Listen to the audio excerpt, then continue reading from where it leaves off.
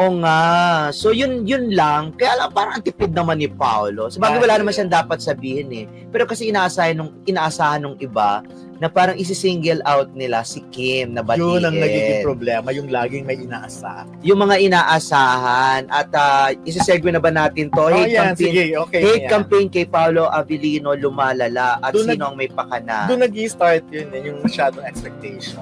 Oo nga. Kaya nga, sabi ko hindi daw ba proud? May mga nag-message sa akin. Bakit daw gano'n? Hindi ba proud? Hindi ba daw proud si Paolo sa relasyon nila ni Kim? At bakit wala man lamang daw siyang post na kahit na ano or something?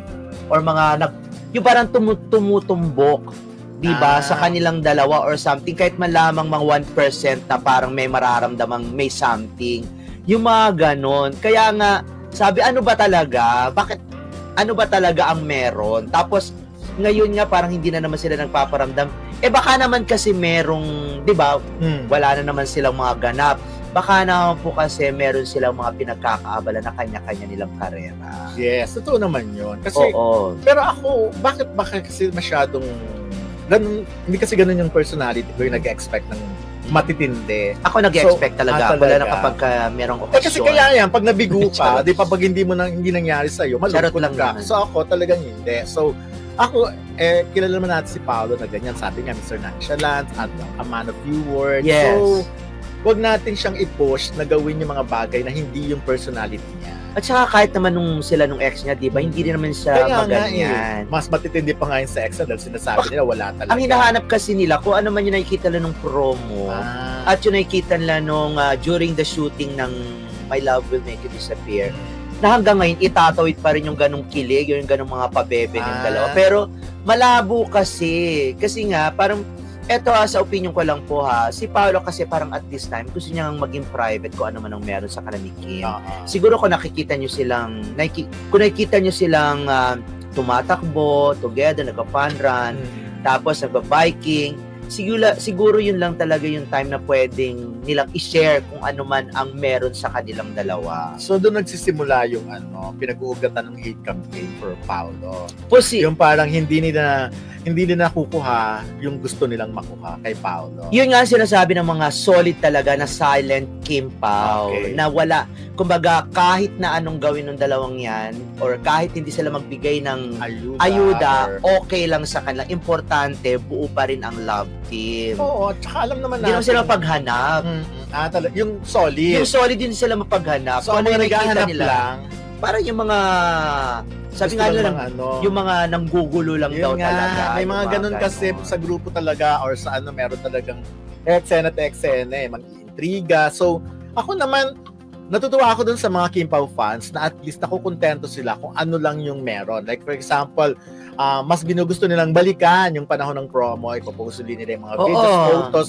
Matrobak. Kaya nga, so nagiging panatag, meron silang tinatawag na team panatag. Kaya ngayon nga, di ba parang katulad noon nung naglinlang, di ba, tapos nagpo-promo ng pelikula ni Vice para sa Metro Manila Film Festival. Di ba puro mga throwback ang ginagawa na throwback doon sa unang pelikula, di ba, naglinlang, tapos throwback kay Kim.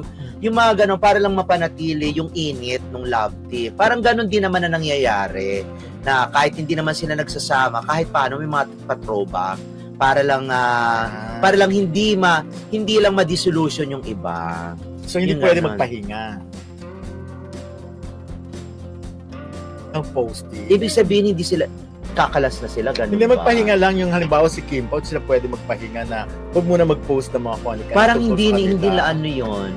Parang wala sa plano nila yun. Na magpahinga. Katulad nga ngayon, wala silang makita kay Paolo. Kaya nga, nagagalit sila. Kaya nga, ang ginagawa, inaabangan na lang nila yung series. Diba? Ganun talaga si Paolo eh. Saka marunong naman bumawi si Paolo, di ba? Pag nagkasama naman sila, bawing-bawi naman kayo. May mga moods kasi si Paolo ng mga ganyan. Iba talagang attitude. Hiyato siya sa, katulad nga, wala siyang posting, naghihiyato siya sa social media, kahit nga yung kanyang mga workout videos.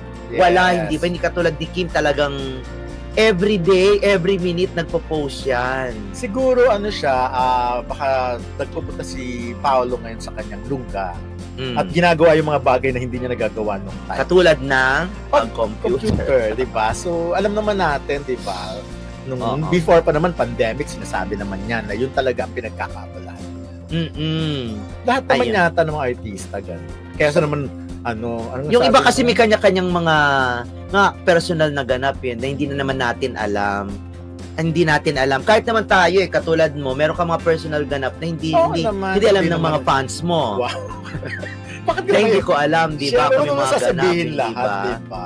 Pero parang gusto kong maging ganun yung lahat ng gawin ko naka-post. Para sa Parang vlog mo. para maumay Para sa talaga. reels. Well, Anik-anik lang ang yung mga importante, ganyan. meron kayong dapat asahan na project. Yun na lang yun. Ang maganda Waiting kasi- na lang tayo. Ang maganda kasing ganito na hindi masyadong nagpapaumay ng mga sweetness, sa mga romansa itong dalawang to, ang Kim Pao. Yeah. Para at least dun sa gagawin lang series, para masabi kayo ng bonggang-bongga. Yes, oo naman. Mas maganda yung nasasabi. Mas magandang ganun. The Yung more na the more na tinatakam ka, the more na tumutulong. parang katulad yan ng mga brand na ilalabas na hindi pa yes, man, di ba, may demand na kaagad, may clamor na kaagad kasi may mga may paramdam, di ba, na merong ilalabas na ganito, ganyan, tapos biglang tahimik. Tapos may mga pa-surprise, ganyan. Tapos kaya nung inilabas, hindi pa nilalabas yan, meron na kaagad gustong bumili. Correct. Di ba ganon? Kaya sila Carlos Miguel, parang huwag masyadong Hindi, tama lang naman yung ginagawa nila. Mas nag-focus sila sa mas positive. At naging karir na ni Carlos Miguel ang paggawa talaga ng chibi art toy, ha? Ang bongga marami na talaga. nagtatanong sa akin, pwede sila magpagawa sa'yo?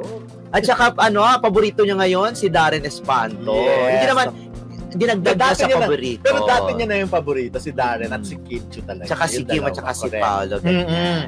Ikinatuwa ng mga Kim Pao fans ang muling pagpaparamdam ni Paolo Avellino sa social media nang mag-post siya ng appreciation at pagbati sa panalo ng kanilang linlang team sa nakaraang BP Choice Awards 2025. Idinaan ni Paolo sa X ang kanyang mensahe na congratulations Team Linlang na sinamahan ng mga larawan nila sa awards night. Ang simpleng post na ito ay nagbigay saya sa mga tagahanga ng tambalan ni Kim Chiu at Paolo Avellino na matagal-tagal ding hindi nakikita sa social media si Paolo. Sa parehong awards night, wagi si Kim Chiu bilang TV Actress of the Year, habang si Kyla Estrada naman ay itinanghal na Best Supporting Actress. Ang seryeng Linlang ay patuloy na kinikilala sa industriya at ang mga tagumpay ng mga cast nito ay patunay ng kanilang dedikasyon at husay sa pagganap. Samantala, hindi rin nagpahuli ang beshi ni Kim Chiu na si Darren Espanto na wagi naman bilang Best Solo Performer of the Year para sa kanyang 10th anniversary concert na D10. Ang mga tagumpay na ito ay nagpapakita ng patuloy na pag-usbong at pagkilala sa talento ng mga Pilipino sa larangan ng showbiz. Bukod sa kanilang tagumpay sa BP Choice Award 2025, pinarangalan din si Kim Chiu at Paolo Avellino sa PMPC Star Awards for Television. Itinanghal silang mga recipient ng German Moreno Power Tandem Award na iginawad sa mga tambalan na may malakas na on-screen chemistry at impluensya sa pop culture. Ang kanilang tambalan na linlang ay patuloy na tinatangkilik ng mga manunood at kritiko. Samantala, si Kim Chiu ay nakatanggap din ng Most Outstanding Asian Award mula sa Seoul International Drama Awards 2024 dahil sa kanyang mahusay na pagganap bilang Juliana sa linlang. Sa isang episode ng It's Showtime, inamin ni Kim na si Paolo ang kanyang lucky charm sa serye. Ang pelikulang My Love Will Make You Disappear ay pinagbibidahan ni Kim Chiu at Paolo Avellino ay ipinalabas sa mga sinihan sa Pilipinas noong March 26, 2025. Ang pelikula ay nakatanggap ng positibong pagsusuri mula sa mga kritiko at manunood at kumita ng 40 million pesos sa unang araw ng pagpapalabas. Hanggang May 7, 2025, ang pelikula ay kumita ng 173 million pesos sa buong mundo. Ang mga tagumpay ni Kim Chiu at Paolo Avellino at Darren Espanto ay patunay ng kanilang dedikasyon at talento sa kanilang larangan. Patuloy nilang binibigyan ng kasiyahan ang kanilang mga tagahanga sa pamamagitan ng kanilang mga proyekto at tagumpay.